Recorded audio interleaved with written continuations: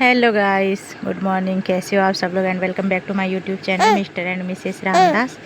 और आज है छठ पूजा का लास्ट दिन यानी सुबह का अर्घ। और यहाँ पे 1 बजे रात में उठा दी थी मम्मी हम लोगों को, और सोए हुए थे 10 बजे क्योंकि बहुत सारा काम था। खाना पीना पारण के लिए खाना पीना बनाना था और बहुत कुछ, और बहुत काम रहता है। सब जगह धोना, जहाँ पे गोबर से नीपना रहता है वहाँ पे सब नीपना वपना सब कुछ, बहुत सारा काम रहता है। तो सब जने थे, मैं थी, भाभी थी, मामी थी, मौसी थी।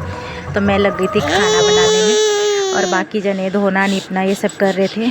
और इधर यहाँ पे मैं सबसे पहले बनाई गोभी आलू का सब्ज़ी, और इधर ओल जो है ओल का सब्ज़ी बनाना है तो उसको ओल फ्राई कर रहे थे। और बेसन यहाँ पे उसका मतलब पकौड़ी बनाने के लिए बेसन तैयार कर लिए थे, सब कुछ काट उठ के।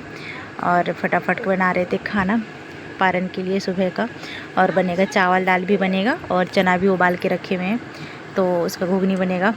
और 1 बजे रात में ही उठे हुए थे, फिर भी लेट हो रहा था, जल्दी जल्दी किए थे, पीछे हो ही गए थे। और यहाँ पे ओल फ्राई हो गया था तो अब फटाफट से घुगनी छोड़ देंगे। चना का सब्ज़ी बनेगा, चना छोड़ देंगे और ओल दोनों तरफ बन जाएगा। उसके बाद सिर्फ पकौड़ी तलना है। और बीच में विवेक भी मतलब 3 बजे विवेक भी उठ गया था, 3:30 बजे लगभग, हाँ 3:30 बजे के आसपास विवेक भी उठ गया था। और नहाना धोना सबको रेडी करना, बच्चों को खुद रेडी होना, और फिर घाट पे जाना था। सुबह बहुत जल्दी मतलब जाना रहता है। और 2 बजे रात से ही गाना भी बजना, गीत मतलब छठ पूजा का गीत भी बजना स्टार्ट हो गया था। तो मतलब मन लगता है। वैसे आँख तो नहीं खुल रहा था 2 घंटे में ही, मतलब 3 घंटे में ही उठा दी मम्मी तो। पर उठने के बाद फिर थोड़ा काम वाम करने के बाद फ्रेश हो गए थोड़ा, तो नींद खुल गया था। और विवेक पीछे से वॉइस ओवर दे रहा है।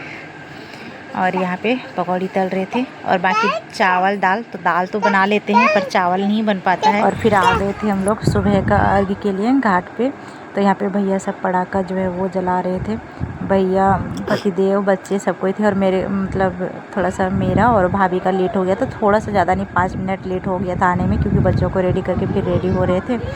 और फिर गेट वेट में ताला वाला मारे, उसके बाद आए पैदल बच्चों को लेकर के। तो थोड़ा सा लेट हो गया था 5 मिनट। और यहाँ पे आए तो सारा सूप वगैरह सज गया था, सारा निकल के दिया वगैरह सब जल गया था। उसके बाद बहुत जल्दी घाट पे हम लोग सुबह चले गए थे, लगभग मतलब 5 बज रहा होगा। और हम लोग पहुँच गए थे 5 बजे सुबह पहुँच गए थे। और आज के दिन पता नहीं क्यों सूर्य भगवान थोड़ा लेट से ही उगते हैं क्या पता नहीं, या फिर हम लोगों को ऐसा लगता है कि लेट से सूर्य भगवान लेट कर रहे हैं उगने में, दर्शन देने में, ऐसा हो रहा है। और यहाँ पे सब कोई पूजा कर रहे थे, अगरबत्ती वगैरह सब जला रहे थे, पूजा कर रहे थे। और वीडियो में थोड़ा यहाँ पे सब कोई पूजा कर लिए थे, अगरबत्ती जला लिए थे। तो मैं सोची मैं भी कर लेती हूँ, मैं ही लास्ट थी, सब बाकी पहले आ गए थे तो कर लिए थे। तो मैं बाद में फिर विवेक को पकड़ा के और फिर मैं चली जाती हूँ। और मेरी साथ निकी थी।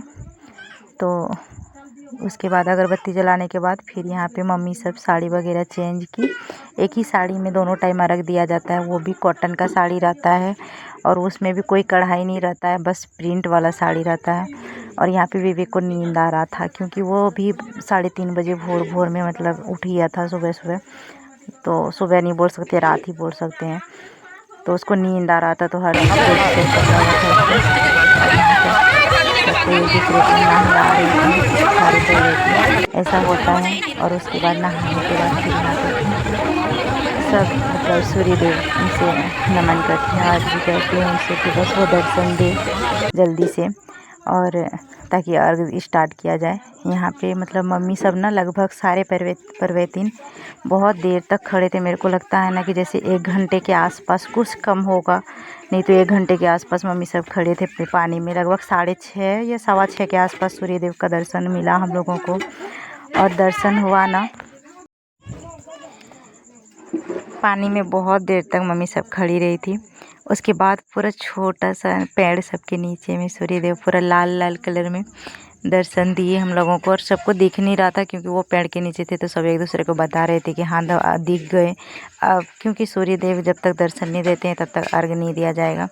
तो फिर उनका दर्शन हुआ, उसके बाद अर्घ देना स्टार्ट हुआ। तो मेरा जो है वो बहुत सारा सूप आठ था, लगभग 8 सूप था और डलिया था एक, क्योंकि पिछले साल नहीं हुआ था। मेरी दादी डेट कर गई थी, तो कोई घर में डेट करते हैं तो एक साल कुछ मतलब बड़ा पर्व जो होता है वो सब नहीं होता है, फेस्टिवल तो नहीं हुआ था। इसकी वजह से इस बार डबल हो गया है। तो यहाँ भैया जो है सारा सूप मम्मी को उठा करके दे रहे थे और यहाँ पे हम लोग दे रहे थे सब कोई मिल के।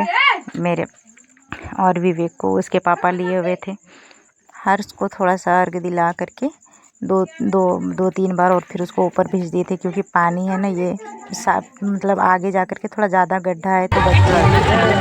और यहाँ पर कुआं में मेरे भाई छोटा वाला भाई है, उसको पकड़ा देते क्योंकि वो बहुत ज़्यादा लंबा है तो उसका हाथ भी लंबा है, तो उससे अच्छे से हो जाता है। और पानी में ध्यान लेकर के वीडियो बना बड़ा रिक्सी मतलब हो रहा था, अच्छे से दे रहे थे। किसी पहाड़ी में भी थी, क्योंकि हमारे में माना जाता है पहाड़ी प्यारी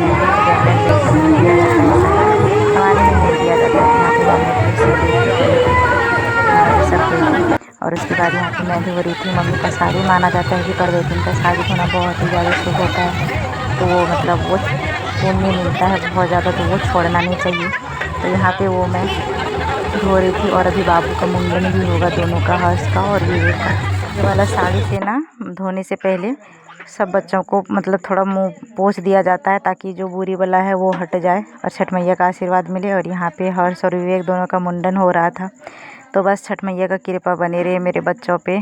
बहुत ही मतलब छठ मैया का आशीर्वाद है। मेरे दोनों बच्चा, विवेक सो गया था, उसको बहुत ज़्यादा नींद आ रहा था, एक बार उठाए फिर भी वो सो गया, तो बोले कोई बात नहीं सोने दो, क्योंकि वो उठने वाला नहीं है। तो यहाँ पे मुंडन हुआ, उसके बाद आशीर्वाद दिया जा रहा था अक्षत से, चावल से।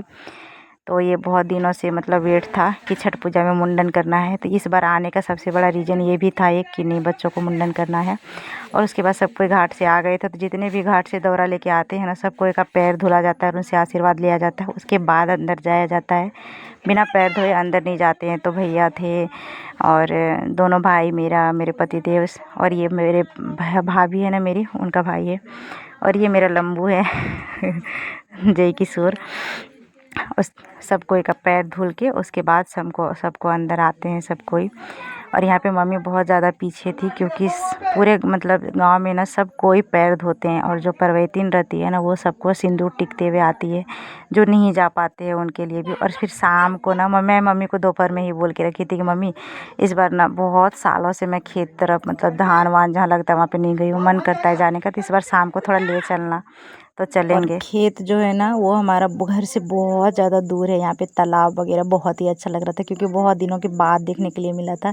मेरे शादी के बाद, मेरे शादी को 8 साल हो गया, उसके बाद देखने के लिए मिला था, तो बहुत ही अच्छा लगा। पर मैं बोल रही थी मम्मी को बस करो अब नीचे नहीं जाना, चलो घर चलते हैं, क्योंकि थक चुके थे, बहुत दूर था घर से। और आप लोगों को वीडियो कैसा लगा, उम्मीद करते हैं अच्छा लगा होगा। तो अच्छा लगा होगा तो प्लीज़ लाइक कीजिएगा, कमेंट कीजिएगा, खूब सारा शेयर कीजिएगा और मेरे चैनल को सब्सक्राइब भी कर लीजिएगा। और आज छठ पूजा का लास्ट डे था और हम लोग लास्ट शाम के टाइम पे बहुत ज़्यादा घूमे, मस्ती किए, मज़ा आया।